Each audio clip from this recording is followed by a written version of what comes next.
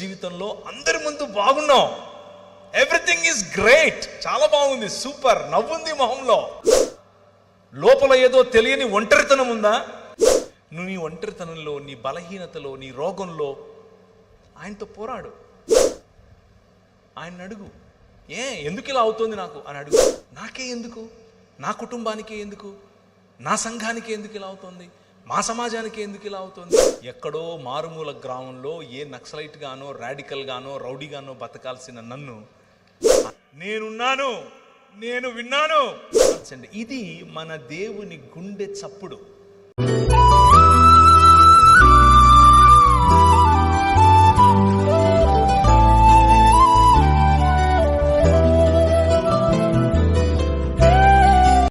అయితే దేవుని వాక్యంలో నుంచి కొన్ని విషయాలు మీ ముందుంచే ప్రయత్నం చేస్తాను.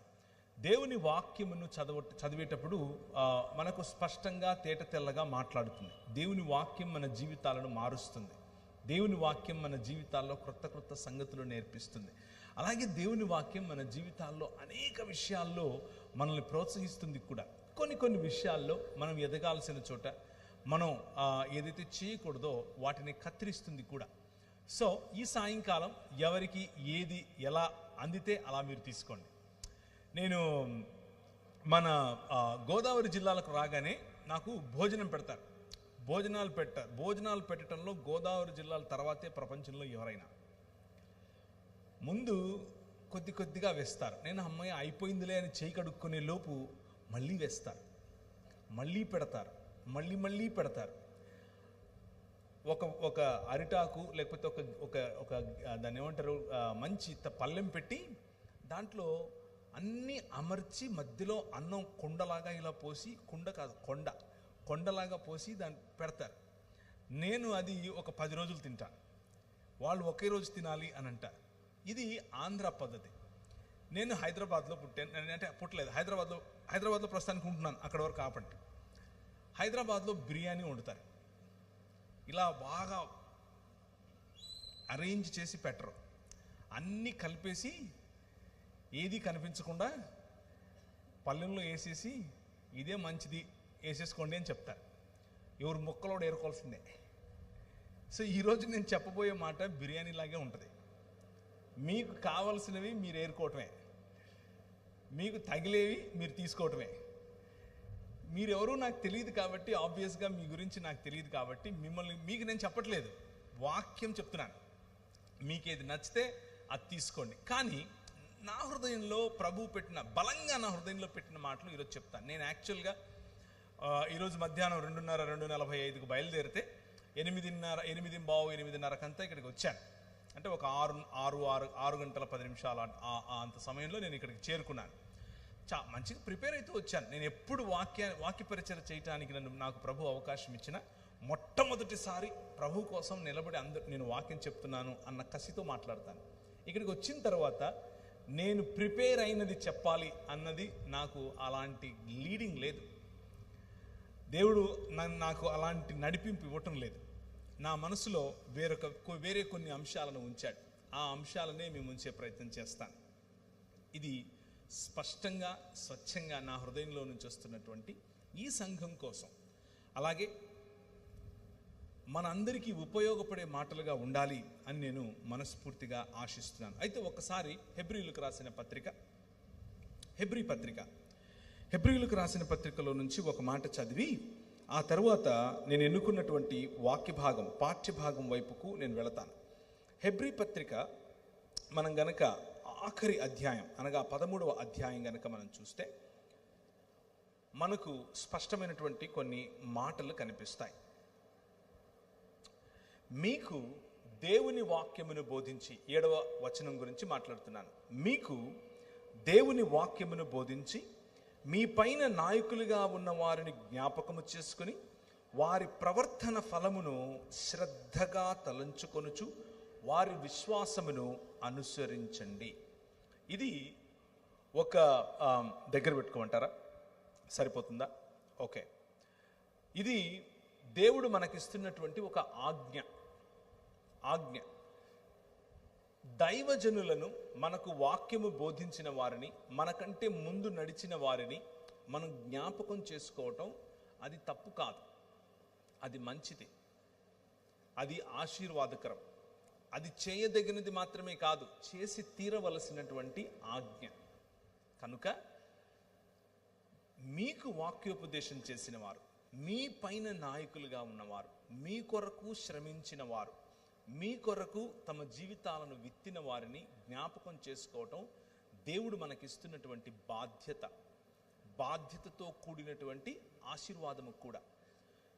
ఇలా నీతిమంతులను జ్ఞాపకం చేసుకున్నప్పుడు నీతిమంతుల పట్ల వారి ప్రవర్తన ఫలమును మనము కలిగి ఉండేందుకు, వారి విశ్వాస జీవితమును అనుసరించేందుకు, శ్రద్ధగా అనుసరించేందుకు ప్రయత్నం చేసినప్పుడు మనకు ఆశీర్వాదం, ఆ ఆశీర్వాదం మనం కోల్పోకూడదు ఎప్పుడు కూడా. ఆ ఆశీర్వాదం మనలో ఎప్పుడూ ఉండేట్లుగా మనం ప్రయత్నం చేయాలి. మన ముందు నడిచినటువంటి దైవజనులు అనేకులు మనకు వాక్యోపదేశం చేశారు. మీ జీవితాలలో మీకు వాక్యోపదేశం చేసిన వారు మీ తల్లి ఉండొచ్చు, మీ తండ్రి ఉండొచ్చు, మీ భర్త ఉండొచ్చు, మీ స్నేహితురాలు ఉండొచ్చు, లేకపోతే మీ సంఘ కాపరి అయి ఉండొచ్చు. సంఘ కాపరితో పాటు సంఘములో ఉన్నటువంటి పెద్దలు కావచ్చు, పిల్లలు కావచ్చు, ఎవరైనా సరే మీ జీవితాల్లో దేవుని వాక్యాన్ని గనక ఉపదేశించిన వారుగా ఉంటే, మీరు వారి ద్వారా దేవుని గురించి, దేవుని ప్రేమను గురించి, దేవుని సంకల్పాన్ని మీరు గనక అర్థం చేసుకున్న వారు ఉంటే, అది జ్ఞాపకం చేసుకోవటం, వారి విశ్వాసమును అనుసరించటం, వారి ప్రవర్తన ఫలమును శ్రద్ధగా అనుసరించటం, తెలుసుకోవటం, మననం చేయటం, ఇది ఆశీర్వాదకరమైనటువంటి పని. ఆ ఆశీర్వాదకరమైన పని మీరు చేయునట్లుగా, ధైర్యము కలిగి చేయునట్లుగా మిమ్మల్ని నేను ప్రోత్సహిస్తున్నాను. అలాగే ఆ ఆశీర్వాదము మనకిచ్చేటటువంటి దేవుడు, అనగా వాగ్దానముతో కూడినటువంటి ఆజ్ఞను ఇచ్చేటటువంటి దేవుడు మనిషిని తన స్వరూపమందు తన పోలిక చొప్పున చేశాడు. నీ పక్కనున్న వాళ్ళకి చెప్తారా నువ్వు దేవుని పోలికలో ఉన్నావట అని? చెప్పండి, పర్వాలేదు. నువ్వు దేవుని పోలికలో ఉన్నావు అని చెప్పండి. నువ్వు దేవుని స్వరూపంలో ఉన్నావు అని చెప్పండి. కేవలం ఇక్కడున్న వారే కాదు, మైకుల ద్వారా వింటున్న వారికి కూడా ఈ మాట చెప్తున్నాను. మీరు క్రైస్తవులు అయ్యుండొచ్చు, కాకపోయిండొచ్చు, వాక్యమును నమ్మిండొచ్చు, నమ్మకపోయిండొచ్చు, ప్రభువైన యేసు క్రీస్తును అనుసరిస్తూ ఉండొచ్చు, అనుసరించకుండా ఉండొచ్చు. అయినా కానీ మీతో కూడా నేను ఈ రాత్రి ఒక మాట చెప్తున్నాను. ఏమిటి? స్పష్టమైన మాట, దేవుని వాక్యం చెప్పే మాట.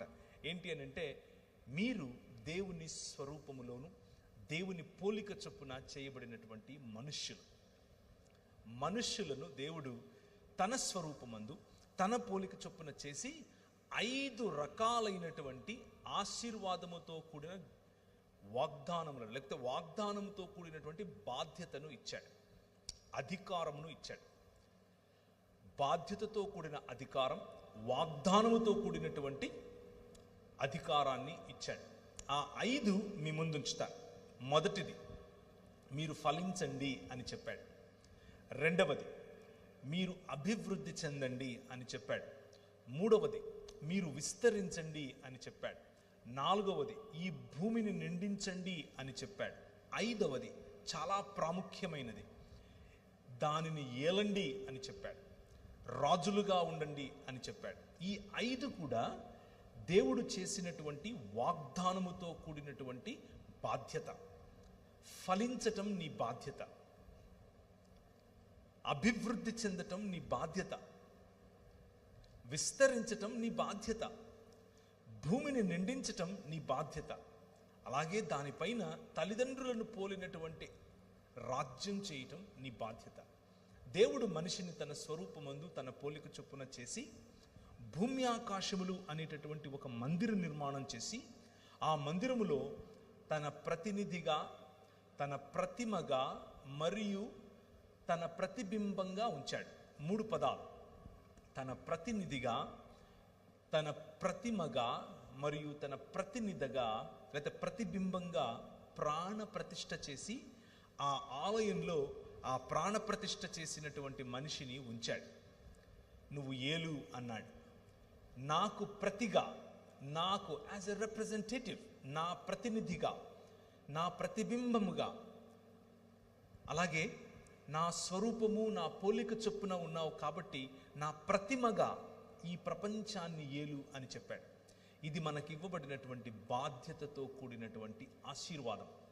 ఆ బాధ్యతతో కూడిన ఆశీర్వాదాన్ని మీకు ఒకసారి గుర్తు చేస్తున్నాను. సంఘముగా, రూపాంతర సంఘముగా పిలువబడుతున్నటువంటి మీరు, రూపాంతర సంఘముగా ఒక చోటికి వచ్చినటువంటి మీరు, రూపాంతర సంఘముగా నిర్మించబడుతున్నటువంటి మీకు దేవుడిస్తున్నటువంటి బాధ్యతతో కూడిన వాగ్దానం ఏమిటి అనంటే, మీరు ఫలించే సంఘముగా ఉండండి, మీరు అభివృద్ధి చెందే సంఘముగా ఉండండి, మీరు విస్తరించే సంఘముగా ఉండండి, మీరు భూమిని నిండించే సంఘముగా ఉండండి, అలాగే మీరు రాజ్యమేలేటటువంటి సంఘముగా ఉండండి. ఇది దేవుని పిలుపు. ఇది ఆదికాండం 1వ అధ్యాయంలో నుంచే మీకు చెప్తున్నాను. క్రొత్త విషయాలేమీ కాదు, మీరు ఎప్పుడూ చదివేవే. అది మన పిలుపు. అయితే దేవుడు ఏర్పరిచినటువంటి ఈ మందిరములో, అనగా భూమి ఆకాశములు అనే ఈ మందిరములో ఏర్పరిచినటువంటి నీకు దేవుడిచ్చినటువంటి బాధ్యతను మనిషి మరిచిపోయి, మనిషి తిరస్కరించి దేవునికి దూరమయ్యాడు. దూరమైనటువంటి దేవుడు తన సొంత ఆలోచనలతో అభివృద్ధికి, ఫలితానికి, లేకపోతే ఫలానికి, విస్తరించటానికి, భూమిని నిండించటానికి మరియు రాజ్యమేలటానికి సొంత నిర్వచనాలు కట్టుకున్నాడు. దాని కారణం చేత అభివృద్ధి చెందటం అనంటే డబ్బు సంపాదించటం అనుకుంటున్నాడు. అభివృద్ధి చెందటం అనంటే ఇంకో 10 మందిని కలుపుకోవటం అనుకుంటున్నాడు. విస్తరించటం అనంటే అన్ని ఊళ్ళలో నేనే ఉండాలి అని అనుకుంటున్నాడు. భూమిని నిండించటం అనంటే భూమంతా కొనుక్కోవటం అని అనుకుంటున్నాడు, లేకపోతే సంపద సంపాదించటం అని అనుకుంటున్నాడు. రాజ్యమేలటం అనంటే అవతలి వాడి హక్కులు హరించటం అని అనుకుంటున్నాడు. కానీ ప్రభువు ఇచ్చినటువంటి ఆజ్ఞతో కూడిన ఆశీర్వాదం, బాధ్యతతో కూడినటువంటి ఈ వాగ్దానం ఏమిటి అనంటే, ఒకరికి ఉపయోగపడే విధంగా, ఒకరిని ఘనపరిచే విధంగా, ఒకరిని హెచ్చించే విధంగా, ఒకరి కొరకు ఉపయోగపడుతూ, హెచ్చిస్తూ, ఘనపరుస్తూ సంఘ నిర్మాణం చేసే విధంగా ఆయన ఒక క్రమాన్ని ఏర్పరచాడు. ఈ ప్రపంచంలో ఆయన ఒక క్రమాన్ని ఏర్పరచాడు. ఎక్కడ నదులుండాలో అక్కడ నదులు, ఎక్కడ చెట్లుండాలో అక్కడ చెట్లు, ఎవరికి ఎంత నీడ కావాలో అంత నీడ, ఏ భోజనం, ఏ వస్తువులు ఎవరికి అందాలో, అనగా ఏ జంతు, పశుపక్షులకు వగైరా వగైరా ఇవ్వాలో అంత ఇస్తూ వాటిపైన తల్లిదండ్రులుగా మిమ్మల్ని ఉంచాడు. మన బాధ్యత మనకు ముందు నడిచిన వాక్యమును నేర్పించి, మన ముందు వాక్యోపదేశకులుగా, నాయకులుగా మన పైనున్న వారి యొక్క శ్రద్ధగా వారి జీవన విధానాన్ని, వారి విశ్వాసమును అనుకరించటం. అలా అనుకరించే క్రమంలో వచ్చేటటువంటి ఆలోచనలు బ్లెస్సింగ్ అదర్స్, నీ పొరుగువాడిని ఆశీర్వదించటం, నీ పొరుగువాడి కోసం ఒక క్రమాన్ని ఏర్పరచటం, నీ సమాజములో క్రమమైనటువంటి సమాజముగా దాన్ని తీర్చిదిద్దటం, నీ సమాజమును విస్తరింప చేయటం, నీ సమాజములో దేవుని ముఖకాంతి వెలిగే విధంగా నీ జీవితాన్ని మలుచుకోవటం. దేవుని ముఖకాంతి వెలగటం అన్న విషయానికి రూపాంతర సంఘము అన్నదానికి చాలా కనెక్షన్ ఉంది. రూపాంతర దేవాలయం. ఒకరోజు ప్రభు అయిన యేసుక్రీస్తు తన శిష్యులను తీసుకుని ఒక కొండ మీదికి వెళ్ళాడు. ఒక కొండ మీదికి వెళితే ఆ కొండ మీద చూస్తూ ఉండగానే పేతురు, యాకోబు, యోహాను, ఆంద్రియ వగైరా వాళ్ళు ఒకవైపు కూర్చుని చూస్తూ ఉండగానే ఆయన రూపాంతరము చెందటం చూస్తారు. రూపాంతరము చెందటం చూసినప్పుడు చాలా భలే అనిపించింది.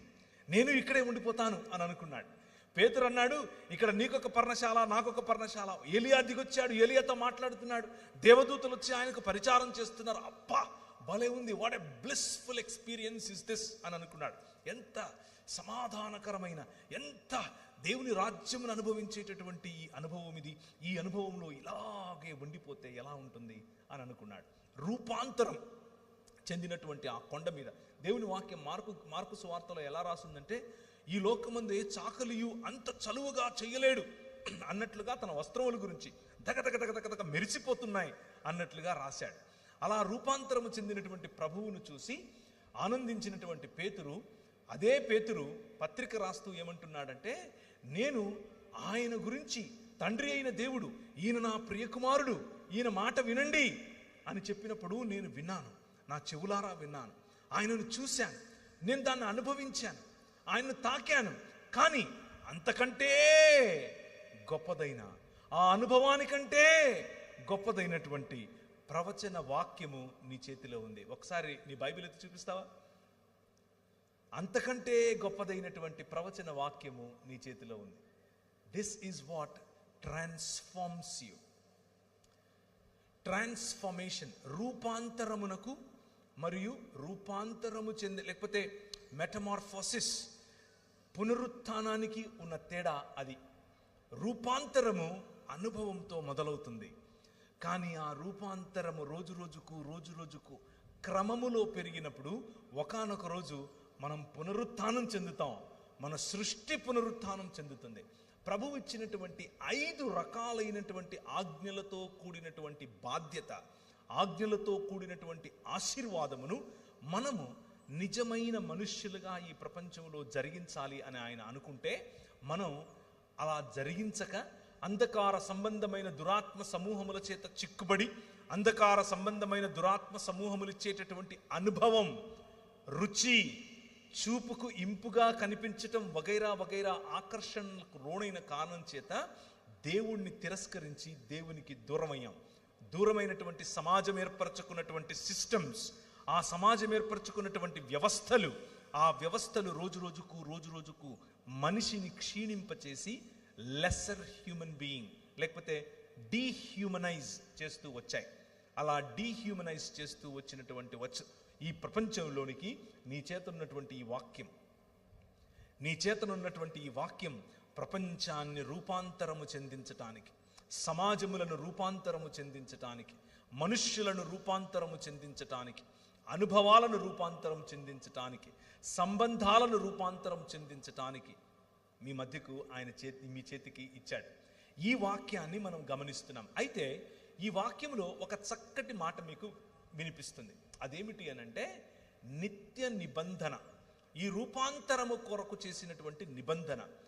దేవుడు మనుష్య సమాజానికి, మనుష్యులను రూపాంతరము చెందించటానికి ఒక నిబంధన చేశాడు. ఆ నిబంధనను 5 రకాలుగా బైబిల్ గ్రంథం మనకు చెప్తుంది. 5 ఆశీర్వాదముతో కూడినటువంటి ఆజ్ఞలను నేను మీకు చూపించాను. మొదటిగా 2 5 రకాలుగా ఒకే నిబంధన మన మధ్యకు రావటం సృష్టి క్రమం మొదలుకొని ఇప్పటి వరకు మానవ చరిత్రలో జరిగినటువంటి గమనం ఇది. దాన్ని మీకు వివరిస్తాను. మనిషి యొక్క ప్రయాణం. చాలామంది మనిషి యొక్క ప్రయాణం ఏమనుకుంటారంటే, అలా పుడతాడు, ఇలా చనిపోతాడు, చనిపోయిన తర్వాత ఏదో లోకానికి వెళ్ళిపోతాడు. ఇది సాధారణంగా మత ప్రాతిపదికన ఉన్న వాళ్ళ యొక్క ఆలోచన విధానం. అందులో కొద్దో గొప్ప సత్యం లేకపోలేదు. కానీ బైబిల్ గ్రంథం చెప్పేటటువంటి సంపూర్ణ సత్యాన్ని ఈరోజు మీకు చెప్పే ప్రయత్నం చేస్తాను. 5 రకాలైనటువంటి ఒకే కవెనెంట్, ఒకే నిబంధన, రూపాంతరమును కోసం రూపింపబడినటువంటి నిబంధన 5 రకాలుగా 5 సమయాలలో మానవ మనుగడలోనికి రావటం మనం గమనించాలి. మొదటిగా ఆదికాండములోనే మనుష్యులు విస్తరించి, ఫలించి, భూమిని నిండించి, కానీ వారి ఇచ్చ చొప్పున, వారి యొక్క ప్రణాళిక చొప్పున నగర నిర్మాణం చేసుకొని. Praise the Lord. జీవితంలో అనుకోని సంఘటనలు సంభవించినప్పుడు ఏవో అదృశ్య శక్తులు మనతో పోరాడినట్లు కొన్నిసార్లు అందరూ ఉన్నా, అన్ని కలిగి ఉన్నా, ఏదో తెలియని వెళ్తి, ఆ చిన్న హృదయానికి ఆనందం అంటే ఏమిటో తెలీదు, ఆప్యాయత అంటే ఏమిటో తెలీదు. అందరూ ఉన్నా ఒంటరినే అనిపిస్తుంటే ఆయన వైపు చూడు, ఆదరణ కలుగుతుంది. సంబంధాలను కోల్పోయి మనుష్యుల మధ్య మనుష్యులు హేట్రెడ్, మనుష్యుల మధ్య మనుష్యులు పొరపొచ్చాలు, సంబంధాలలో చేదు, మనుష్యులను కోల్పోయేటటువంటి మనుష్యులుగా తయారై స్వంత సహోదరుణ్ణి చంపిన తరువాత కయ్యను వెళ్ళి నగరాలను నిర్మించుకుంటూ ఉంటే, ఎందుకు అనంటే భద్రత కోసం. ఎవరి నుంచి భద్రత అనంటే సాటి మనిషి నుంచి భద్రత అన్నటువంటి గోడలను నిర్మించుకోవటం మొదలుపెట్టాడు మనిషి. దానికి నాగరికత అని పేరు పెట్టాడు. నాగరికతలలో ఎదుగుతున్నటువంటి మానవ సమాజం మెల్లిమెల్లిగా దేవునికి దూరం అయిపోయేటటువంటి మానవ సమాజంలోనికి దేవుని ప్రమేయం మనకు కనిపిస్తుంది. మనిషి యొక్క ఊహలోని, ఆలోచనలోని సమస్తము కేవలము ఎల్లప్పుడూ చెడ్డది అన్నట్లుగా మనిషి పతనావస్థలో ఉన్న క్రమంలో దేవుడు ఒక్క వ్యక్తిని ఎన్నుకున్నాడు. దేవుడు ఈ ప్రపంచాన్ని, అందులో ఉన్నటువంటి కలుషితమైనటువంటి మనుష్యులను రూపాంతరము చెందించాలి అని ఆశపడ్డాడు. క్రొత్త సృష్టిని చెయ్యాలి అని ఆశపడ్డాడు. ఆ క్రొత్త సృష్టిని చేసేటటువంటి దేవుడు ఆ క్రమంలో మొట్టమొదటిగా ఒక్క కుటుంబాన్ని ఎన్నుకున్నాడు. కుటుంబం నూతన సృష్టికి పునాది. కుటుంబమే మొదటి సృష్టికి పునాది. నూతన సృష్టికి కూడా కుటుంబమే పునాది. ఆ కుటుంబం నోవహు కుటుంబం.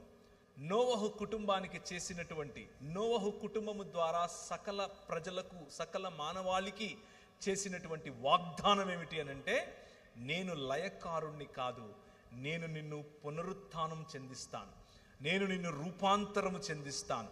రూపాంతరము చెందించటానికి నేను ఏర్పరచుకున్నటువంటి మాధ్యమంలో నువ్వు ఒకటివి అని చెప్పి ఒక ఇంద్రధనస్సును ఏర్పరచి ఆయన యొక్క కృపను, ఆయన తిరిగి మనలను నిర్మించబోయేటటువంటి నూతన సృష్టికి ఒక ప్రతీకగా, ఒక నాందిగా, ఒక సూచనగా ఆయన మనకిచ్చాడు.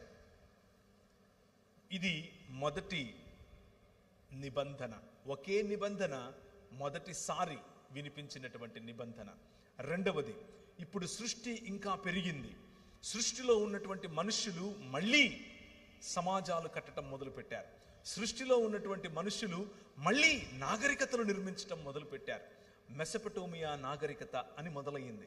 ఆ మెసొపొటేమియా నాగరికతలో ఎత్తైన గోడలు, బ్రిక్స్ చేయటం మొదలుపెట్టారు. ఇటుకలు మొట్టమొదటిసారిగా గొప్ప లేకపోతే ఎత్తైనటువంటి గోడలు కట్టడం మొదలుపెట్టారు.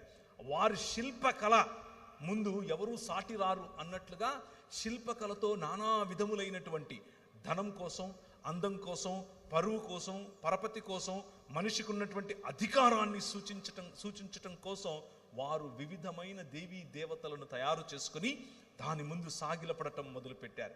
ప్రభు అన్నాడు, నో, నేను మిమ్మల్ని తిరిగి నా వైపుకు తీసుకొచ్చుకుంటాను, రూపాంతరము చెందిస్తాను, నూతన సృష్టిగా మారుస్తాను అని చెప్పి అందులో ఇంకొక కుటుంబాన్ని ఏర్పరచుకున్నాడు.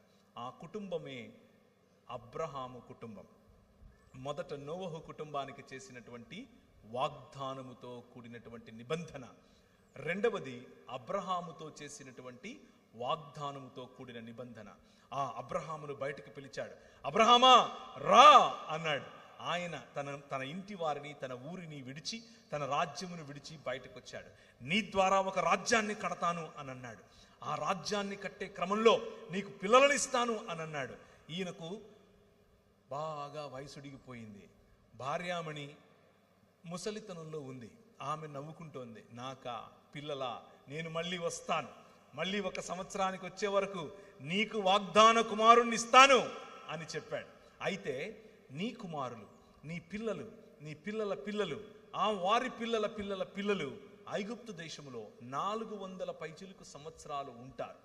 ఎందుకుంటారు అనంటే, ఇంకా ఈ కనాను ప్రాంత ప్రజల యొక్క పాపం పండలేదు, వారికి ఇంకా నేను సమయం ఇస్తున్నాను, ఇంకా వారు మారు మనస్సు పొందుతారేమో, ఇంకా వారు రూపాంతరం వైపుకు వస్తారేమో అని ఆశపడి చూస్తున్నాను.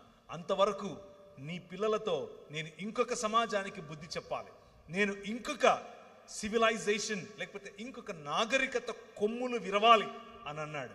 ఆ నాగరికత పేరే మూడవ, లేకపోతే ఆయన చేసినటువంటి 3వ నిబంధన. ఒక నిబంధనే ఇదంతా కూడా, 3వసారి చేసిన నిబంధన. ఇశ్రాయేలు తన పిల్లల పిల్లలు ఫలించారు, విస్తరించారు, భూమిని నిండించారు, అభివృద్ధి చెందారు, కానీ రాజ్యం చేయలేకపోతున్నారు. కారణం ఏమిటి అనంటే, ఈ లోక సంబంధమైనటువంటి దేవత, ఈ లోక సంబంధమైనటువంటి అంధకార సంబంధమైన దురాత్మ సమూహముల చేత చిక్కబడినటువంటి రాజ్యములో బానిసలైపోయారు. పని ఎక్కువ, పారితోషికం తక్కువ, సమయాలలో పని చేస్తున్నారు, తినటానికి ఏమీ లేదు. ఏం చేయాలో తెలియదు.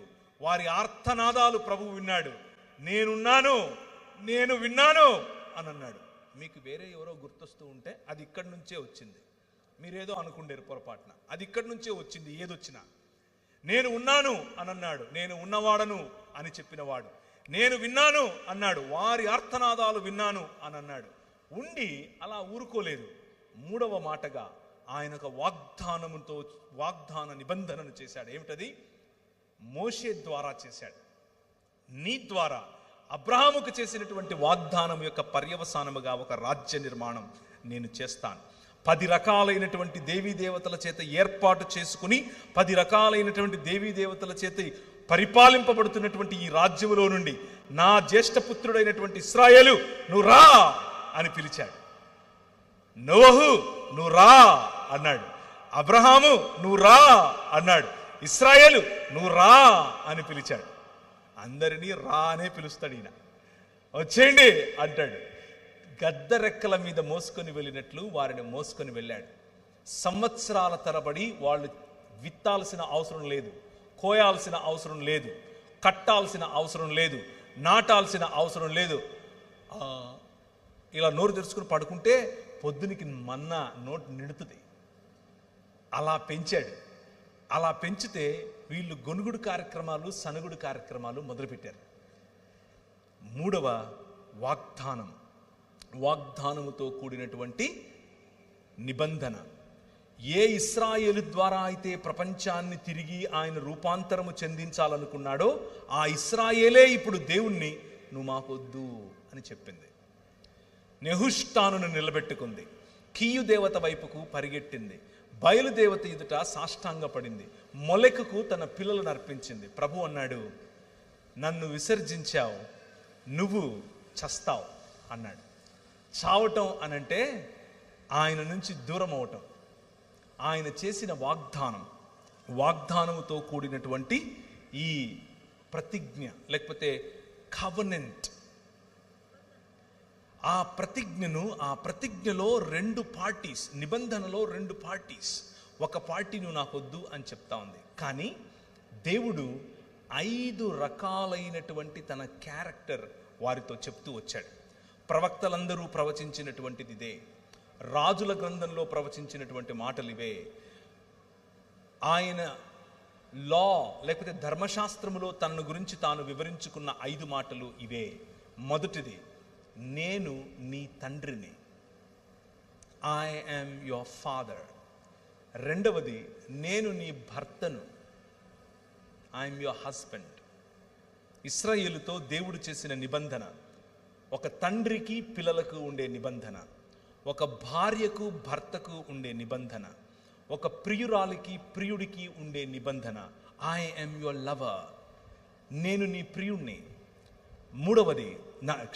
నాలుగవది, తండ్రి, భర్త, ప్రియుడు, కాపరి. I am the good shepherd, నేను నిజమైన కాపరిని, మంచి కాపరిని అని చెప్పాడు. పోషించేవాణ్ణి నేను అని చెప్పాడు. మీరు నాటని ద్రాక్ష తోటలలో తింటారు, మీరు కట్టని కోటలలో మిమ్మల్ని పడుకునేలా చేస్తాను. మీరు స్వాధీనం చేసుకునేటటువంటి దేశం మీ కత్తి చేత కాదు, నా సన్నిధి కారణము చేత, నీతిగల నా దక్షిణ హస్తము చేత మీరు స్వాధీనం చేసుకుంటారు. ఎందుకు అనంటే ఐ యామ్ యువర్ కింగ్ అని చెప్పాడు. నేను నీ రాజును అని చెప్పాడు. తండ్రిని అన్నాడు, భర్తను అన్నాడు, ప్రియుణ్ణి అన్నాడు, కాపరిని అన్నాడు, రాజును అన్నాడు. తండ్రిలా ఫలింపచేయటం, భర్తలా అభివృద్ధి చెందించటం, ప్రియుడిలా విస్తరింపచేయటం, కాపరిలా పోషింపబడటం, ఆ పోషణలో భూమిని నిండించటం, మరియు రాజులా రాజ్యం చేయటం. These are the connections. ఈ డాట్స్ని కనుక మీరు కనెక్ట్ చేస్తే బైబిల్లో ఫ్లో అయ్యేటటువంటి ఈ నరేటివ్ ఒకసారి గమనించండి. 5 రకాలైనటువంటి ఆశీర్వాదములు, 5 రకాలైనటువంటి వాగ్దానములు, 5 రకాలైనటువంటి రిలేషన్షిప్, సంబంధం ప్రభు మనతో చేశాడు. అయితే ఆయన చేసినటువంటి నిబంధనలో నేను మీకు 3 చెప్పాను, మోషే వరకు చెప్పాను. 4వ నిబంధన, మోషే తరువాత ఇశ్రాయేలు ప్రజలు, పగటిలో మేఘస్తంభముగాను మా మధ్యకు వచ్చావు, రాత్రిలో అగ్నిస్తంభముగా మమ్మల్ని నడిపించావు, నువ్వు రాజుగా మా మధ్యనున్నావు, మేము మీకు ఒక మందిర నిర్మాణం చేయాలనుకుంటున్నాం, మేము ఇలా ఒక టవర్ కట్టాలనుకుంటున్నాం అనుకుని దావీదు రాజు వెళ్ళి ఆయనను అడిగాడు. ఆయన అన్నాడు, నా కుమారుడి ద్వారా కడతాను అని అన్నాడు. నా కుమారుడి ద్వారా కడతాను. దావీదు అనుకున్నాడు సొలొమోను కడతాడు బహుశా అని అనుకొని సొలొమోను నిజంగానే కట్టడం మొదలుపెట్టాడు. ఆయన కట్టిన తరువాత, ఆ కట్టడం పూర్తయిన తరువాత షకీనా మహిమ దిగి వచ్చింది. కానీ అది ఎంత సత్యమో దానిని మించిన సత్యం, దానిని మించినటువంటి సంపూర్ణత, దానిని మించినటువంటి రూపాంతరము చెందేటటువంటి అనుభవం మన ప్రభు అయిన యేసు క్రీస్తులో 5వసారి నిత్య నిబంధనగా బెరిత్ ఒలాం అని పిలిచారు. బెరిత్ ఒలాం టు నోవా, బెరిత్ ఒలాం టు అబ్రహాం, బెరిత్ ఒలాం టు ఎవరు? మోషే, బెరిత్ ఒలాం టు డేవిడ్, డేవిడిక్ కవెనెంట్ అని పిలిచారు. బెరిత్ ఒలాం in and through one and only Jesus Christ. యేసు క్రీస్తు ద్వారా మనుషులందరినీ ఐక్యపరిచేందుకు ఒక నిబంధన చేశాడు. మనుషులందరినీ రూపాంతరము చెందించటం కోసం ఒక నిబంధన చేశాడు. ఆ నిబంధనలో తిరిగి యేసు క్రీస్తులో తండ్రిగా, భర్తగా, ప్రియుడిగా, కాపరిగా మరియు రాజుగా మన మధ్యకు తనను తాను కనపరుచుకున్నాడు. This is the plan of God. ఇది దేవుని యొక్క ప్రణాళిక. ఆ ప్రణాళికలో భాగంగా మనం ఈ తాడేపల్లిగూడెంలో ఒక సంఘముగా మారాం. ఎందుకు అనంటే దానియేలు ఒకానొక సమయంలో ఒక దర్శనం చూశాడు. ఏ చేతి సహాయం లేకుండా తీయబడినటువంటి ఒక రాయిని చూశాడు. ఆ రాయి ఇంతింతై మహాపర్వతమైంది. అది మహాపర్వతమై వచ్చి ఎక్కడ పడిందో తెలుసా? తాడేపల్లిగూడెంలో పడింది. అదే మీరు. ఈ ఒక్క నిబంధన మనుషులకు తండ్రిని గుర్తు చేస్తోంది. ఈ ఒక్క నిబంధన మీ ద్వారా ప్రజలకు భర్తకు ఉండేటటువంటి లక్షణాలు గుర్తు చేస్తోంది. ఈ ఒక్క నిబంధన ప్రేమ అంటే ఏమిటో మీ ద్వారా ప్రజలకు చూపిస్తోంది. ఈ ఒక్క నిబంధన మీ ద్వారా కాపరిత్వం అంటే ఏమిటో ఈ ప్రజలకు చూపిస్తోంది. ఈ ఒక్క నిబంధన నిజమైన సుపరిపాలన, రాచరికం ఎలా ఉంటుందో ఈ ప్రపంచానికి చూపించగోరుతోంది. ఆ నిబంధనలో భాగమే ఈ సంఘం. ఈ స్థానిక సంఘంలో భాగమైనటువంటి మీరు ఐక్యత కలిగి చేయవలసినటువంటి పని ఇదే. రీసెంట్గా వచ్చినటువంటి ఒక సర్వే చెప్తాను మీకు. మెల్లిమెల్లిగా కొన్ని దేవుని వాక్యానికి సంబంధించినటువంటి అంశాలు ఓపెన్ చేసి చూద్దాం. కానీ ప్రభువు ఒకసారి కీర్తనల గ్రంథం 68వ అధ్యాయం 5-6 వచనాలు, ఎవరైనా మైక్ తీసుకుని తెలుగులో గట్టిగా చదవాలి. కీర్తనల గ్రంథం 68వ అధ్యాయం 5-6 వచనాలు. వేరెవరైనా హోషేయ గ్రంథం 14వ అధ్యాయం 3వ వచనం చదవాలి. ఎవరికైనా మైక్ ఇవ్వండి దయచేసి. మైక్లో చదివితే అందరికీ వినపడుతుంది. 2 మైకులు లేవా?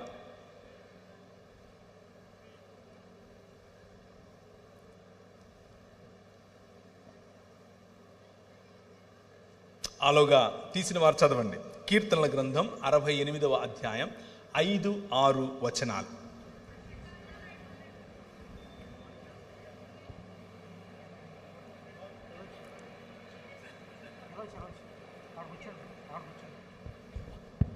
అక్కడ కనిపించాలిగా, ఆమెకు కనిపిస్తుందా? పోనీ నేను చదివేనా? చదవండి. కీర్తనల గ్రంథం 68 5-6 వరకు. తన పరిశుద్ధాలయమందుండు దేవుడు తండ్రి లేని వారికి తండ్రియు, తండ్రి లేని వారికి తండ్రియు, విధవరాండ్రకు న్యాయకర్తయు అయ్యున్నాడు. దేవుడు ఏకాంగులను సంసారులుగా చేయువాడు. ఆయన బంధింపబడిన వారిని విడిపించి వారిని వర్ధిల్ల చేయువాడు. ఆయన ఇచ్చినటువంటి వాగ్దానమును, ఆయన చేసినటువంటి నిబంధన ద్వారా ఆయన వాక్యములో ఎలా చేయబోతున్నాడో స్పష్టంగా తన క్యారెక్టర్, తన నేచర్, తన స్వభావాన్ని తెలియచేస్తున్నాడు. హోషేయ గ్రంథం 14వ అధ్యాయం 3వ వచనం. హోషేయ గ్రంథం 14వ అధ్యాయం 3వ వచనం. అశ్షూరీయుల చేత రక్షణ నొందగోరము, మేమికను గుర్రములను ఎక్కము. మీరే మాకు దేవుడని మేమిక మీదట మా చేతి పనితో చెప్పము. తండ్రి లేని వారి ఎడల వాత్సల్యము చూపువాడవు నీవే కదా. చదవండి. వారు విశ్వాసఘాతకులు కాకుండా, చాలు తండ్రి లేని వారి ఎడల వాత్సల్యము చూపువాడు మన దేవుడు. కీర్తనల గ్రంథం 82:3. కీర్తనల గ్రంథం 82:3. పేదలకు తండ్రి లేని వారికి న్యాయమును తీర్చుడి. శ్రమగల వారికి దీనులకును న్యాయము తీర్చుడి. దరిద్రులను నిరుపేదలను విడిపించుడి. భక్తిహీనుల చేతిలో నుండి వారిని తప్పించుడి. చాలు. న్యాయము చేయటం, విడిపించటం, తప్పించటం, బలహీనులైన వారి పట్ల వారి పక్షంగా నిలబడటం, ఇదే మన దేవుని యొక్క స్వభావం. ఇదే ఆయన కుమారుని యొక్క స్వభావం. ఆయన కుమారుని శరీరమైనటువంటి మన స్వభావము కూడా ఇదే అయి ఉండాలి. దేవుని వాక్యము చాలా స్పష్టంగా చెబుతోంది. మనం దేవుని స్వరూపము, దేవుని పోలిక చొప్పున చేయబడ్డాం అంటే దాని అర్థం ఏమిటి అని అంటే, దేవునికి ఉన్నటువంటి గుణాతిశయములను, గుణ లక్షణములను ప్రచురించువారగుటకు ఆశ్చర్యకరమైనటువంటి వెలుగులోనికి పిలువబడిన వారం. పేతురు గ్రంథంలో చెప్పినట్లు, మనల్ని పిలిచిన వాని గుణాతిశయములను ప్రచురం చేయుటకై చీకటిలో నుండి ఆశ్చర్యకరమగు వెలుగులోనికి మిమ్మల్ని ఎలా పిలిచాడు? రాజులైన యాజక సమూహముగా పిలిచాడు. రాజులైన యాజక సమూహం చేయాల్సిన పనేమిటి? విడిపించటం, తప్పించటం, వారి పక్షమున నిలబడటం, వారికి బలమునివ్వటం, వారి తోడుగా నడవటం. అలాగే యెషయా గ్రంథం 1వ అధ్యాయం 17వ వచనం. దేవుని స్వరూపము, దేవుని పోలిక చొప్పున ఉన్నటువంటి మనుష్యులు చేయవలసినటువంటి మానవత, చూపించవలసినటువంటి మానవత, దేవుని హృదయం యొక్క గుండె చప్పుడు ఏమిటి? చదవండి 17వ వచనం. ఇశ్రాయేలు యొక్క వెలుగు అగ్నియును, అతని పరిశుద్ధ దేవుడు జ్వాలయునగును. అది అశ్షూరీయుల యొక్క బలురక్కసి చెట్లకును గత్స పొదలకును అంటుకొని ఒక్క దినమున వాటిని మృంగివేయును. 1:7. యెషయా గ్రంథం 1:7. 17. 1:7 అండి. 1వ అధ్యాయం 17వ వచనం. మీ దేశము 17. కీడు చేయుట మానుడి, మేలు చేయుట నేర్చుకోండి. న్యాయమును జాగ్రత్తగా విచారించండి. హింసింపబడే వారిని విడిపించుడి. తండ్రి లేని వారికి న్యాయం తీర్చండి. విధవరాండ్ర పక్షముగా వాదించండి. ఇది మన దేవుని గుండె చప్పుడు. ఒక్క చోట కాదు, 2 చోట్ల కాదు, 10 చోట్ల కాదు, 1000 చోట్ల ఇదే మాట ఆయన మాట్లాడతాడు. ఆయన హృదయంలో ఉన్నటువంటివి 3 ప్రధానమైన లక్షణాలు. ఆయన ఎందుకు మనతో వాగ్దానం చేశాడు, ఎందుకు మనల్ని మనుష్యులుగా బ్రతకమంటున్నాడు, ఎందుకు మనతో నిత్య నిబంధన చేస్తానంటున్నాడు, ఆయన కలిగించబోయేటటువంటి, ఆయన రూపాంతరముగా మనల్ని సృష్టించి నూతన సృష్టిగా ఒక నూతన రాజ్యం. దీనులను దరిద్రులను పెంట కుప్పల మీద నుండి లేవనెత్తి దేవుడు నిన్ను ఎలా విడిచిపెడతాడని అనుకుంటున్నావు? నీవు కన్నీళ్లు విడుచుట నేను చూశాను.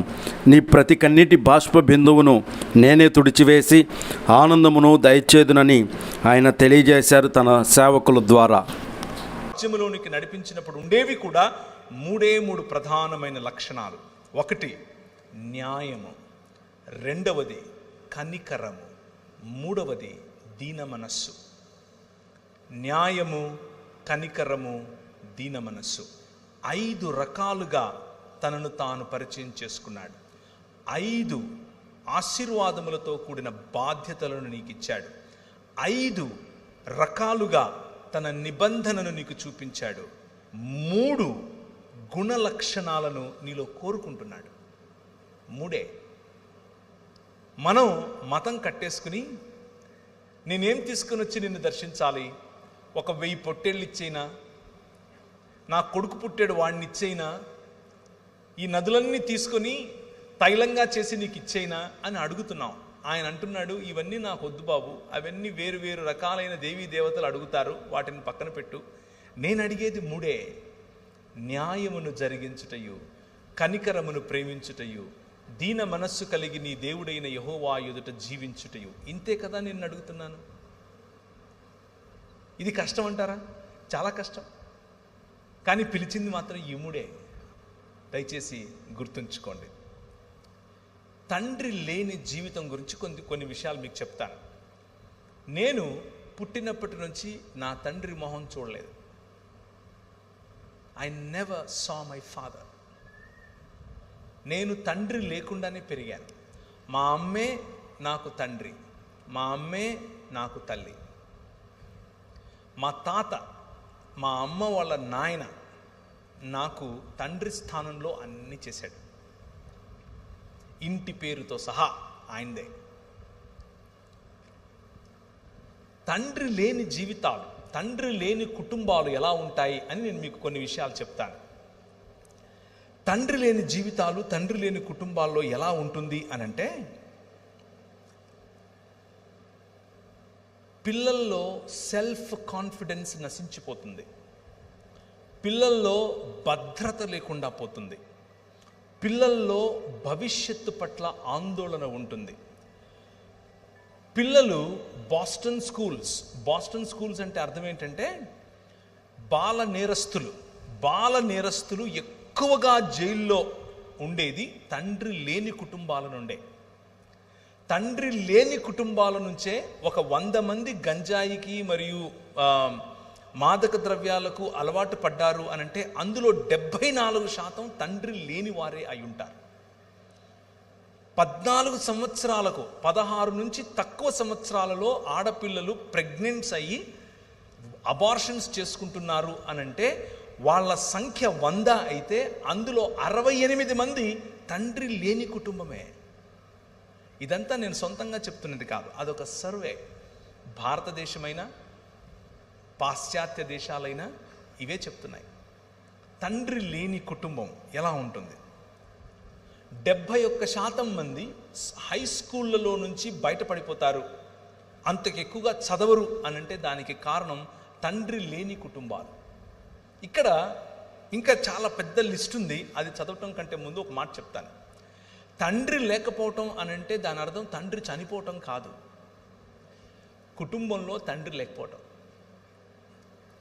కుటుంబంలో తండ్రి కనబడకపోవటం, తన పని మీద, తన పరిచర్య మీద, తను ఏర్పరచుకున్నటువంటి వ్యాసంగాలలో పిల్లలు లేవకముందే వెళ్ళిపోతాడు, పిల్లలు పడుకున్న తరువాత ఇంటికి వస్తాడు. భార్యకు తెలుసు తండ్రి ఆ భర్త ఏమిటో, పిల్లలకు తెలియదు తండ్రి ఏమిటో. అటువంటి ఇళ్ళు భారతదేశంలో కొల్లలు. అటువంటి ఇళ్ల కారణం చేత బాల నేరస్తులు పెరుగుతున్నారు. ఇలా తండ్రి అనగా అథారిటీ ఫిగర్, తండ్రి నుంచి దూరమైనటువంటి పిల్లలు 2 రకాలుగా స్పందిస్తారు. 2 రకాలుగా. మొదటిది అగ్రెసివ్, వైలెంట్ అయిపోతారు. వైలెంట్, చాలా వైలెంట్, ప్రతిదానికి తిరిగి సమాధానం చెప్పటం, ప్రతిదాన్ని ఎదిరించటం, ప్రతిదానిపైన తిరుగుబాటు చేయటం మొదటి ఎక్స్ప్రెషన్. రెండవ స్పందన లేకపోతే ప్రతిస్పందన, ఏమీ మాట్లాడరు, ఎవరితో సంబంధం పెట్టుకోరు, వారిలో వారికి ఒక ప్రపంచాన్ని నిర్మించుకొని అందులో అలా ఉండిపోతారు. తండ్రి లేని కుటుంబాలు కూర్చున్న వారిలో, అలాగే లైవ్ ద్వారా చూస్తున్న వారిలో ఈ మాట చెప్తున్నాను. పురుషులకు మీ పనుల్లో, మీ పరిచర్యల్లో, మీ వ్యాసంగంలో, మీ పిల్లల ఎదుట మీరు కనబడకుండా ఉన్నారా? This is the result that you are going to see. ఈ పర్యవసానమే మీ కుటుంబంలో చూడబోతున్నారు. పురుషుడు ఇంటికి రాకుండా ఉన్నటువంటి స్త్రీలతో మాట్లాడుతున్నాను. మీ పిల్లలు జాగ్రత్త. తండ్రి యాబ్సెంట్గా ఉన్నటువంటి కుటుంబాల్లో జరిగేటటువంటి పర్యవసానం ఇది. దీన్ని ఎందుకు ఇంత విడమర్చి చెప్తున్నాను అనంటే, నా జీవితంలో ఇది జరిగింది. మా అమ్మ మాకు కావలసినవన్నీ ఇచ్చింది, కష్టపడి మమ్మల్ని పెంచింది. కానీ తండ్రి లేని లోటు నా జీవితంలో స్పష్టంగా కనిపించింది. నేను వైలెంట్గా తయారైపోయాను. నేను ఒకడిని చంపి చచ్చిపోయాడు అనుకుని పొదల్లో పడేసి వెళ్ళిపోతే మా ఊరికి సిఐ, మా అక్క ఆ రోజుల్లో ఎస్ఐ, యాక్చువల్గా సిఐ ప్రమోషన్లో ఉంది. ఆమె వీడు బ్రతికాడు అని తెలుసుకుని వాడికి నాకు కాంప్రమైజ్ చేసి, ఇంక ఇలా చేయొద్దు లేకపోతే జైలుకి వెళ్తామని చెప్పింది. ఆ రోజు రాత్రి తండ్రి లేని నేను, ఎప్పుడూ తండ్రి కౌగిలిని ఎరుగని నేను, తండ్రి ఇచ్చేటటువంటి వెచ్చదనాన్ని తెలుసుకొని నేను, ఏ రోజు తండ్రి యొక్క మందలింపు అంటే తండ్రి వద్ద నుంచి ఎలా ఉంటుందో నాకు తెలీదు, తండ్రి వద్ద నుంచి ప్రేమ ఎలా ఉంటుందో నాకు తెలీదు. అలాంటి ప్రేమ లేని, మందలింపు లేని, కరెక్షన్ లేని నేను ఒకరోజు ఒక స్వరం విన్నాను. అది సన్నని స్వరం. ఆ స్వరం నాకు చెబుతోంది, నువ్వు ఈ ఊరు విడిచిపెట్టి వెళ్ళిపో అని చెప్తోంది. ఈ ఊరు విడిచిపెట్టేసి నువ్వు వెళ్ళిపో అని చెప్తోంది.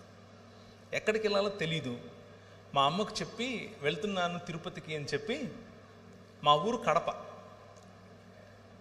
బ్యాగ్ తీసుకుని బస్ స్టాండ్కి వచ్చాను. తిరుపతి టికెట్ కొనబోయి హైదరాబాద్ టికెట్ కొన్నాను. ఎందుకు కొన్నానో కూడా తెలియదు. హైదరాబాద్లో ఎవరున్నారో తెలియదు. తర్వాత ఏదో తెలుసుకున్నాం, ఈరోజు ఫోన్లు ఉండేవి, ఆ రోజుల్లో ఫోన్లు ఉండేవి కావు. హైదరాబాద్లో దిగిన తర్వాత ఫలానా చోట ఫలానా వాళ్ళు, మా ఊరోళ్ళకి సంబంధించిన వాళ్ళు ఉన్నారని తెలుసుకుని ఆ రూమ్కి వెళ్ళి అక్కడ ఉండి చదువుకోవటం మొదలుపెట్టాను. తండ్రి లేకపోతే ఎలాంటి జీవితం ఉంటుందో చెప్తున్నాను మీకు.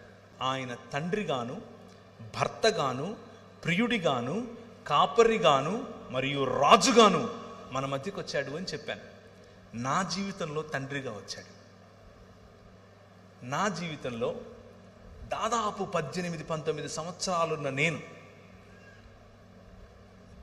నూనూగు మీసాలు, లేత టీనేజ్ ప్రాయం, ఆ ప్రాయంలో ప్రభు నా దగ్గరికి వచ్చాడు. ప్రభు నాతో మాట్లాడాడు. నువ్వు ఈ లోకానికి వెలుగువు అని చెప్పాడు. తండ్రి ఇలా మాట్లాడతాడు బిడ్డల పట్ల, పిల్లల పట్ల. ఏం చెప్తాడో తెలుసా? అరే నువ్వు అచ్చం నాలాగే ఉన్నావురా అంటాడు. అచ్చం మిమ్మలా ఉన్నావురా అంటాడు. అచ్చం మా నాన్నలాగా ఉన్నావురా అంటాడు. మన పరలోక తండ్రి కూడా అలాగే అంటున్నాడు. You are in the image of God. నువ్వు దేవుని స్వరూపం, నువ్వు దేవుని పోలిక. ఎందుకంటే ఆయన నీ కన్న తండ్రి.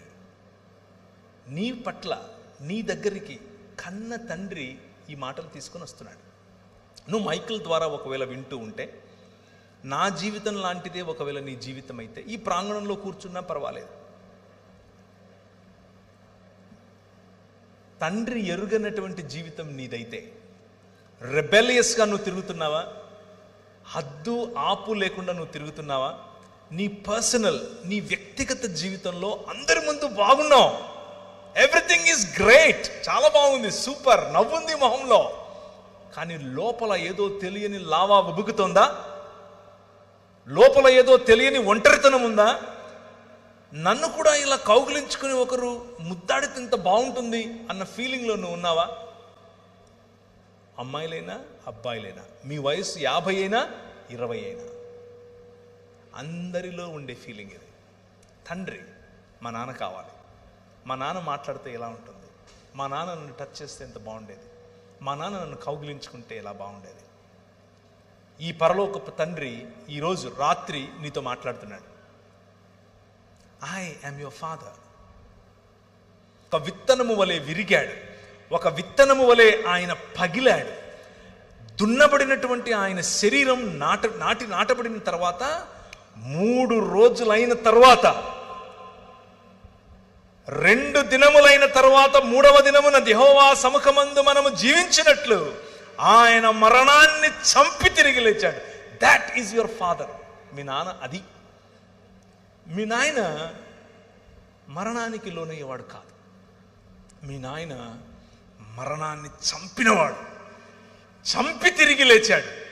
3 దినములైన తర్వాత, హోషేయ గ్రంథం 6వ అధ్యాయం 2వ వచనం. హోషేయ గ్రంథం 6వ అధ్యాయం 2వ వచనం. 2 దినములైన తరువాత ఆయన మనలను బ్రతికించును, మనం ఆయన సముఖమందు బ్రతుకున్నట్లు 3వ దినమున ఆయన మనలను స్థిరపరచును. ఈ తండ్రి హృదయం ఏమిటి అని అంటే, మీ నాయన హృదయం ఏమిటో అంటే, కేవలం రూపాంతరము అన్నది ఒక అనుభవంగా ఆపటం కాదు. ఈ మరణాన్ని చంపి నూతన సృష్టిగా నిన్ను మలచటం. నేను ఫేస్బుక్లో ఒక పిక్చర్ చూశాను, మీలో కూడా చాలామంది చూసే ఉంటారు. ఒక ఆయన నిలబడుకొని సుత్తి ఉలి తీసుకుని ఇలా కొట్టుకుంటున్నాడు. ఇలా కొట్టుకుని లావుగా ఉండే ఆయన సన్నగా మంచిగా స్లిమ్గా తయారవుతున్నాడు. అలా శిల్పకారుని వలె నీ తండ్రి ఈ ప్రపంచాన్ని, ప్రపంచంలో ఉన్న మానవ సమాజాన్ని తన వైపుకు, తన బిడ్డగా మలుచుకుంటున్నాడు. అయితే దేవుణ్ణి తిరస్కరించడం కారణంగా మనం సంపాదించుకున్నటువంటి మరణం, దేవునితో ఎడబాటు, ఈ ప్రపంచంలో దేనికి గ్యారంటీ లేదు, దానికి మాత్రమే ఉంది మరణం. మనిషి జీవితంలో ఏది ఉన్నా ఏది లేకున్నా ఆయన మనకు ఉన్నాడు. ఆయన విరిగిన నలిగిన హృదయాన్ని ఏమాత్రం అలక్ష్యం చేయక, నీవు ఆయనతో ఎప్పుడు మాట్లాడతావని ఆయన నీ వైపే చూస్తున్నాడు. నీవైనా నేనైనా ప్రార్థిస్తే వెంటనే జవాబు ఇవ్వటానికి సిద్ధంగా ఉన్నాడని దైవ సేవకులు ఈ వర్తమానం ద్వారా ప్రతి క్రైస్తవుడును, ప్రతి వ్యక్తిని బలపరచడానికి ఈ అద్భుతమైన సందేశమును మనకు వివరించి ఉన్నారు. దేవునికి స్తోత్రం. తప్పదు. ప్రతి ఒక్కరికి, నీకైనా నాకైనా, మనకంటే ముందు పోయిన వారికైనా మన తరువాత పోయే వారికైనా మరణం తథ్యం. మరణం, death is the only guarantee in this world. దాన్ని మించిన గ్యారంటీ ఏది లేదు. కానీ దానికంటే బెటర్ గ్యారంటీ ఇంకొకటి ఉంది. అదేమిటి అనంటే, మా నాయన తన శరీరాన్ని నాటి 3 దినములైన తర్వాత బయటకు తీసి అంటున్నాడు, మరణమా నీ ముల్లెక్కడా అని పిలుస్తున్నాడు. ఈ రాత్రి నేను మీకు ఇచ్చేటటువంటి వాగ్దానం, ఆయన చేస్తున్నటువంటి వాగ్దానం, ఈ నిబంధన యొక్క సారాంశం, 5 రకాలుగా నేను చేసిన నిబంధనల యొక్క సారాంశం ఏమిటో తెలుసా? పునరుత్థానం, రూపాంతరము యొక్క చరమగీతం పునరుత్థానం. ఎప్పటికీ వాడిపోయినటువంటి శరీరాలు. ఆయన అలా వస్తాడు. ఆయన్ని మీరు చూస్తారు, గుర్తుపడతారు, మాట్లాడతారు. You can touch him, you can touch me. మీరు నన్ను కూడా చూస్తారు. ఏ బట్టని తీసుకుని వచ్చావుగా మా ఊరికి, నువ్వు పేరు ప్రవీణే కదా, you will ask me. I will say yes yes, నేను అవునవును, హే బాగున్నావా అని అడుగుతాను నేను మిమ్మల్ని. This is going to happen. That is the hope that we have. క్రైస్తవులకి ఉన్నటువంటి హోప్, క్రైస్తవుడికి ఉన్నటువంటి నిరీక్షణ మన ఆత్మలో ఎక్కడికో వెళ్ళిపోయి ఎక్కడో ఉంటామని కాదు. అది ప్లేటో చెప్పినటువంటి ఒక మిథాలజీ, ప్లేటో చెప్పినటువంటి ఫిలాసఫీ. ప్లేటో తరువాత నియో ప్లేటోనిజంగా మారింది. దాని నుంచే భగవద్గీతను రాశారు. గ్నాస్టిసిజం, అరిస్టాటిలియన్ థియరీ మరియు ప్లటోనిక్ థాట్, ఈ మూడింటిని కలిపితేనే భగవద్గీత యొక్క సారాంశం. బైబిల్ అది కాదు, పురాణముల యొక్క సారాంశం అది. బైబిల్ ఆత్మల గురించి మాత్రమే మాట్లాడదు. బైబిల్ నీ శరీరముతో కూడి సశరీరుడై తిరిగి లేచినటువంటి యేసు క్రీస్తు మీ నాయన, అలాగే నువ్వు లేస్తావు, అలాగే నువ్వు బయటకు వస్తావు. ఇప్పుడున్న దానికంటే అందంగా. నాకు బహుశా కొంచెం వెంట్రుకలు ఎక్కువ వస్తాయి, నాకు బహుశా లొట్ట పని ఉండదు, నేను బహుశా ఇప్పుడులాగా కాకుండా అందంగా కనిపిస్తాను. ఇప్పుడు కేవలం నా భార్యకి అందంగా కనిపిస్తాను. That is you going to be your future. అది నీ ఫ్యూచర్. నీకు అర్థమవుతుందా మీ నాయన ఏం చేస్తున్నాడు? Now can you read Ephesians chapter, ఎఫెసీయులకు రాసిన పత్రిక 1వ అధ్యాయం 10వ వచనం. ఆయనకు ఒక సంకల్పం ఉంది. ఆ సంకల్పాన్ని మీకు గుర్తు చేయాలనుకుంటున్నాను. మీ నాన్న ఏం చేస్తున్నాడు అనేది మీకు గుర్తు చేసి ముగిస్తాను. ఆయన ఏం చేస్తున్నాడు అని అంటే, చదవండి. దేవునికి ఒక సంకల్పం ఉంది. ఆ సంకల్పాన్ని బట్టి ఆయన పరలోకమందున్నవే గాని భూమి మీద ఉన్నవే గాని సమస్తాన్ని క్రీస్తునందు ఏకంగా సమకూర్చాలని తనలో తాను నిర్ణయించుకున్నాడు. ఆయన నిర్ణయం, ఆయన సంకల్పం భూమి ఆకాశములను కలపటం. నిన్ను ఇక్కడి నుంచి తీసుకెళ్ళిపోయి ఎక్కడో పెట్టడం కాదు. అది మతం. నిన్ను ఇక్కడి నుంచి తీసుకెళ్ళిపోయి ఎక్కడో పెట్టడం మతం, ఫిలాసఫీ. ఆయన ప్రణాళిక, ఆయన సంకల్పం వేరు. ఆయన సంకల్పం ఏమిటి అనంటే భూమి ఆకాశములను కలపటం. దేవుని సన్నిధిలో మనుష్యులు బ్రతుకున్నట్లు, ఆయన మనతో కాపురముండునట్లు మనుష్యుని యొక్క ప్రయాణం 3 దిశలుగా వెళుతోంది. మనం చచ్చిపోయి ఎక్కడికో వెళ్ళేది కాదు మన ప్రయాణం. మన ప్రయాణం తోటలో మొదలైంది. ఆయన ఇచ్చినటువంటి వాగ్దానంతో కూడిన ఆశీర్వాదంతో మొదలైంది. ఆ తోటలో ఉన్నటువంటి ప్రయాణం అరణ్యము గుండా వెళుతోంది, నగరాల గుండా వెళుతోంది, దేవుని రాజ్యము గుండా వెళుతోంది.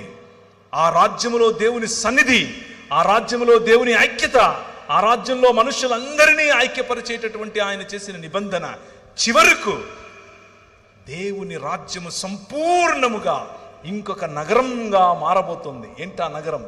తన భర్త కొరకు అలంకరింపబడినటువంటి పెండ్లి కుమార్తె వలె నూతన యెరూషలేము అలంకరింపబడి భూమి మీదికి దిగి రాబోతోంది. ఆ నగరంలో మనం నివాసం చేయబోతున్నాం. ఆ నగరంలో దేవుడు మనతో కాపురం ఉండబోతున్నాడు. ఆయన సన్నిధిలో, ఆయన ముఖ కాంతిలో మనం ఉండబోతున్నాం. భూమి ఆకాశములు ఐక్యపరచబడి నూతన ఆకాశము నూతన భూమి అనేటటువంటి దేవుని నూతన సృష్టిలో మనం ఉండబోతున్నాం. ఇది మన ముందు నడిచిన వారు, మనకు వాక్యోపదేశం చేసిన వారు నేర్పినటువంటి సత్యం. అర్థమవుతుందా?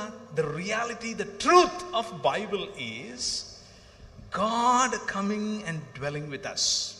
దేవుడు వచ్చి మన మధ్య నివాసం చేయటం. మనం ఇక్కడి నుంచి ఎక్కడికో వెళ్ళిపోవటం కాదు. దేవుడు వచ్చి మన మధ్య నివాసం చేస్తాడు. ఆ నూతన సృష్టిలో తండ్రి లేని నువ్వు తండ్రిని కనుగొంటావు. హల్లెలూయా. నాకు నిజమైన తండ్రి కనిపిస్తాడు. నా నిజమైన తండ్రి దగ్గరికి వెళ్ళి నేను హత్తుకుంటాను. ఆయన నా కన్నుల ప్రతి బాష్ప బిందువును తుడిచేస్తాడు. That is what your God is doing. That is what your father is doing. నీ తండ్రి చేసేటటువంటి పని అది. నీ తండ్రి నీకు ఇచ్చినటువంటి మాట నెరవేర్చుకునే తండ్రి.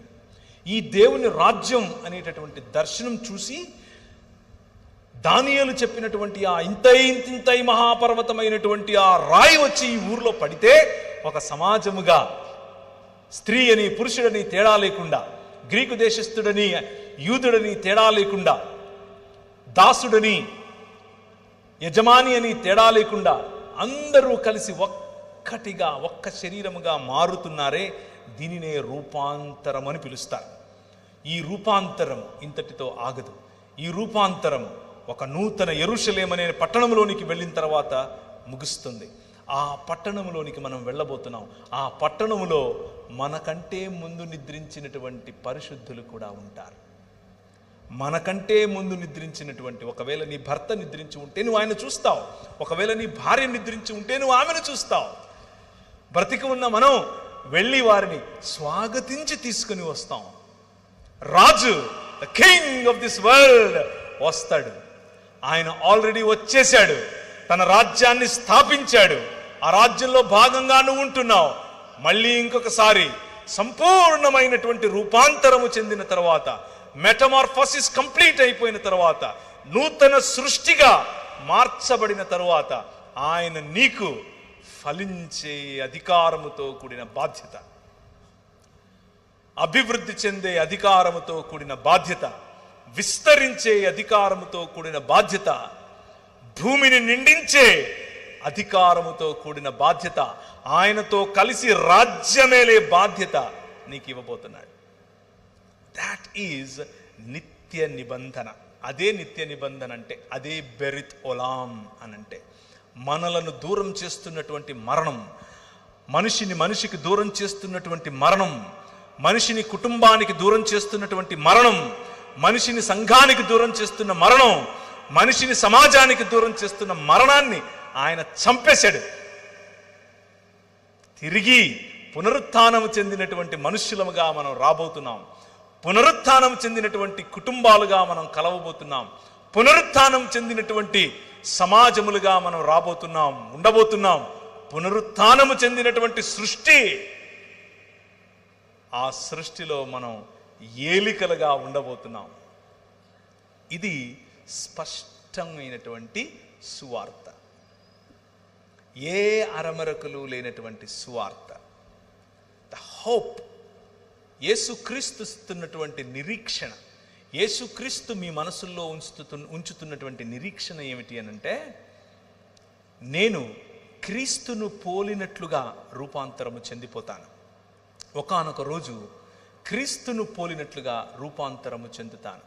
సీతాకోక చిలుక ఒక కకూన్గా ఉండి మెల్లిమెల్లిగా అందమైనటువంటి సీతాకోక చిలుకగా తయారై బయటికి ఎలా వస్తుందో, ఇప్పుడు కకూన్గా ఉన్న నీవు, పాతి పెట్టబడిన నీవు, చచ్చిపోతున్న నీవు, చచ్చిపోయిన తరువాత అందమైన సీతాకోక చిలుక వలె పునరుత్థానము చెంది రాబోతున్నావు.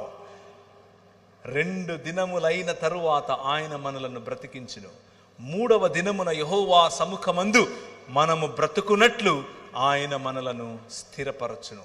ఆ 3వ దినము కోసమే మనం వేచి చూస్తున్నాం. ఆ 3వ దినమును మరణాన్ని చంపి తిరిగి లేచినటువంటి ప్రభు అయిన యేసుక్రీస్తు సూచనగా చూపించాడు. కానీ రాబోయేటటువంటి 3వ దినం ఒకటి ఉంది. ఆ 3వ దినములో నూతన ఆకాశము, నూతన భూమి, నూతన సృష్టిగా మనం ఉండబోతున్నాం.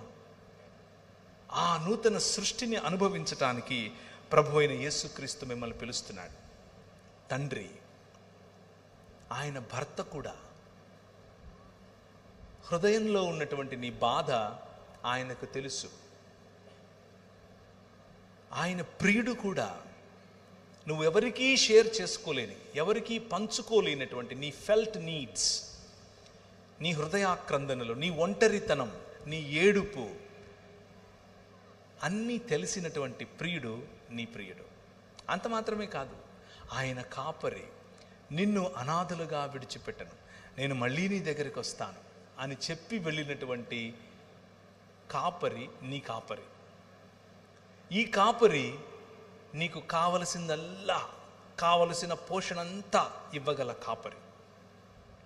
చివరిగా ఈయన రాజు, ఈయన ప్రపంచములకు రాజు, ఈయన నీతికి రాజు, ఈయన మనుష్యత్వానికి రాజు, ఈయన నీతి న్యాయములు జరిగించే రాజు. భూమి ఆకాశములను తన చేతి చేత లేకపోతే తన మాట చేత సృజించినటువంటి రాజు, ప్రపంచములను ఏలే రాజు, భూమి ఆకాశములను ఐక్యపరిచే రాజు, మీ మనసులను నిర్మించే రాజు, మీ ఒంటరితనాన్ని చూసినటువంటి రాజు, ఆ ఒంటరితనంలో నేను ఉన్నాను, నేను నీ మాట విన్నాను అనే రాజు.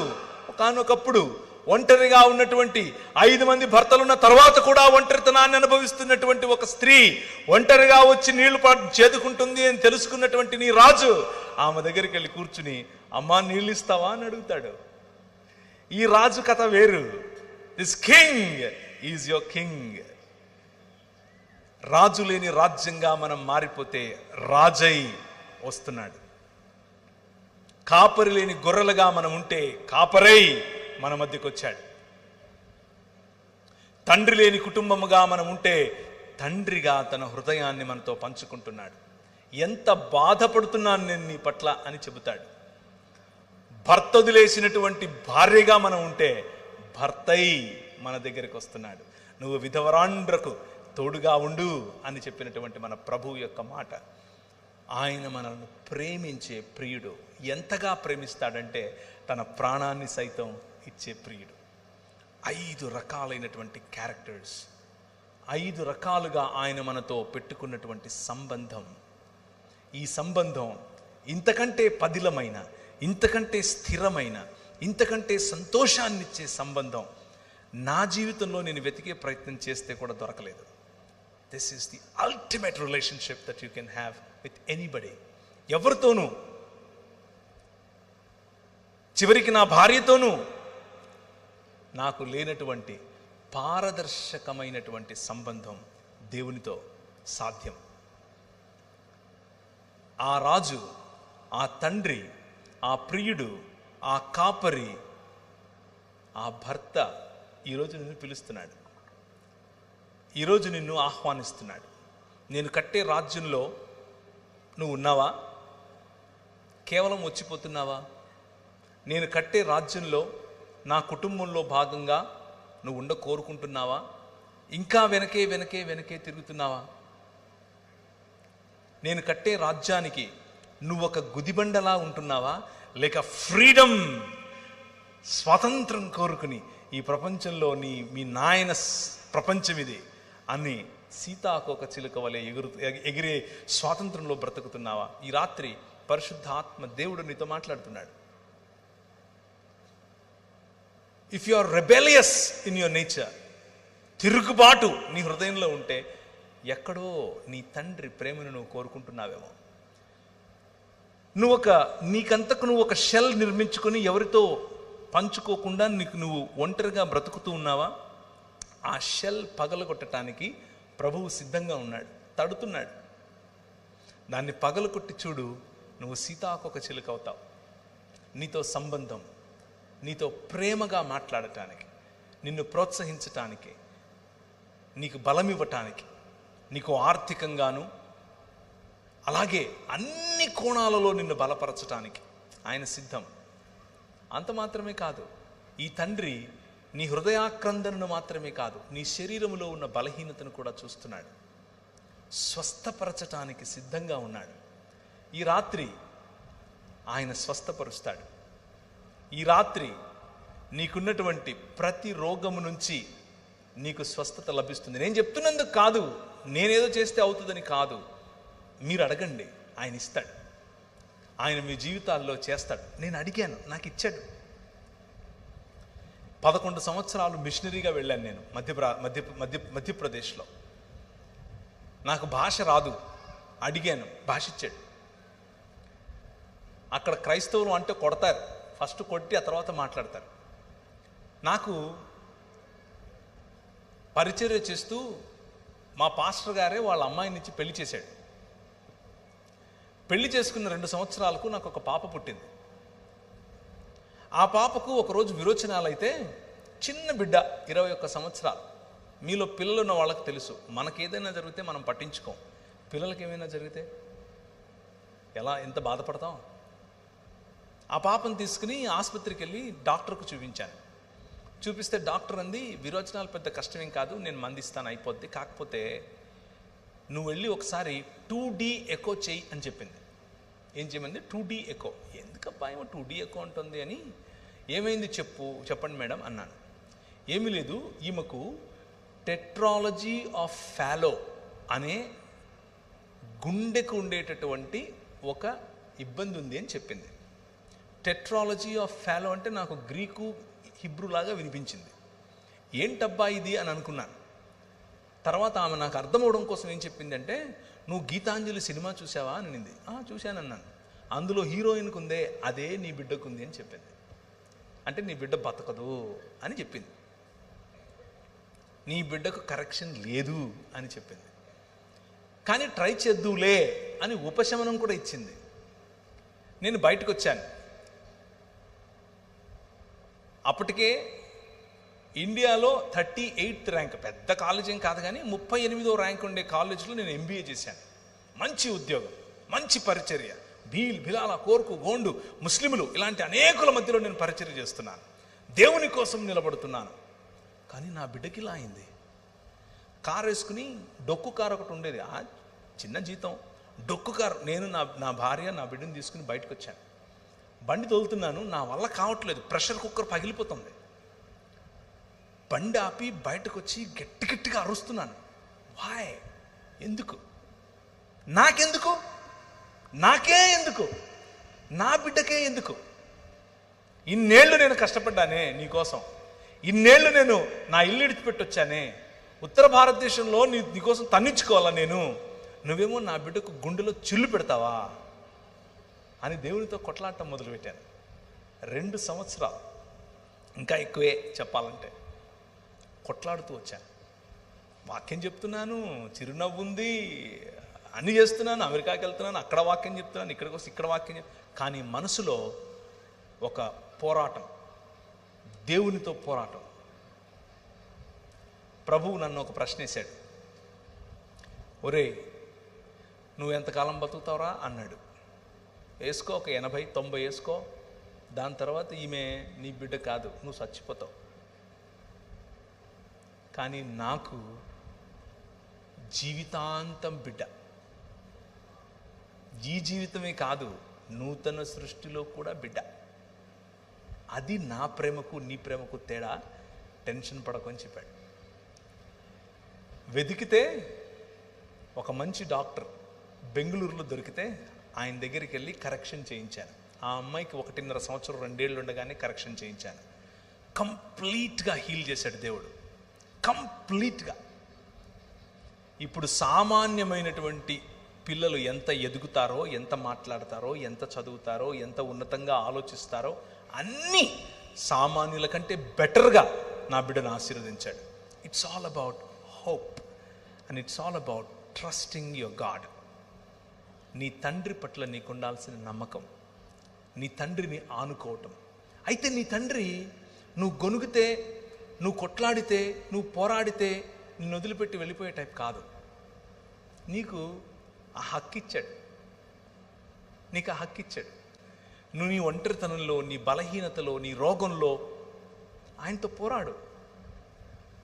ఆయన అడుగు, ఎందుకు ఇలా అవుతుంది నాకు అని అడుగు. సమాధానం ఆయనే ఇస్తాడు. నాకే ఎందుకు, నా కుటుంబానికే ఎందుకు, నా సంఘానికి ఎందుకు ఇలా అవుతుంది, మా సమాజానికి ఎందుకు ఇలా అవుతుంది, సమాధానం ఆయనే ఇస్తాడు. Wait and see. ఊరకనే ఉండి యెహోవా ఇచ్చే రక్షణను చూడు అంటాడు. ఊరకనే జస్ట్ నిలబడి చూడంతే. నా పనులు, నా సంకల్పం, నా తీర్మానాలు, నేను చేసే పనులు నీకు అందవు.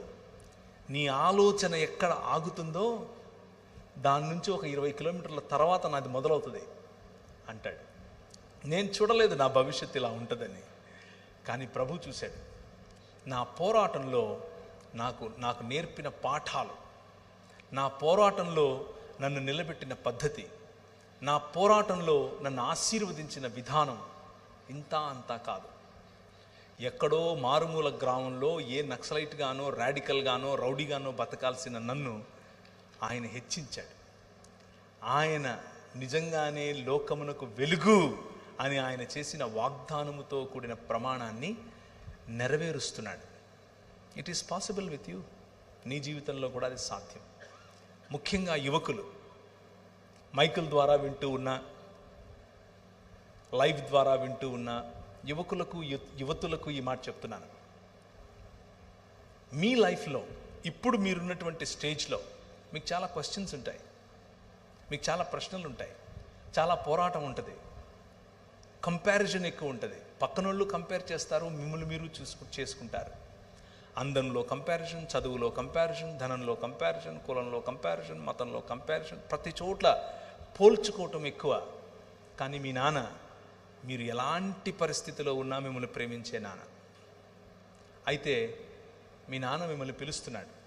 నీ యవ్వన ప్రాయంలో, నీ యువతలో, in your youthfulness, come to your father.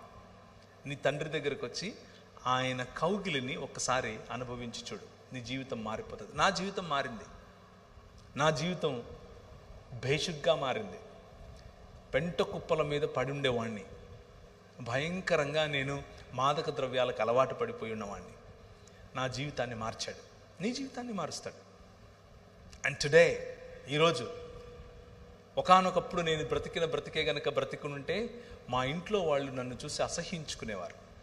ఈరోజు గర్వపడక్కర్లేదు, కనీసం అసహ్యించుకోరు. గర్వపడక్కర్లేదు, కనీసం అసహ్యించుకోరు. ఈ రాత్రి ఈ పిలుపు మీ నాన్నది. మీ నాన్న మిమ్మల్ని పిలుస్తున్నాడు. నేను ఒక ఉద్యమం చేస్తున్నాను.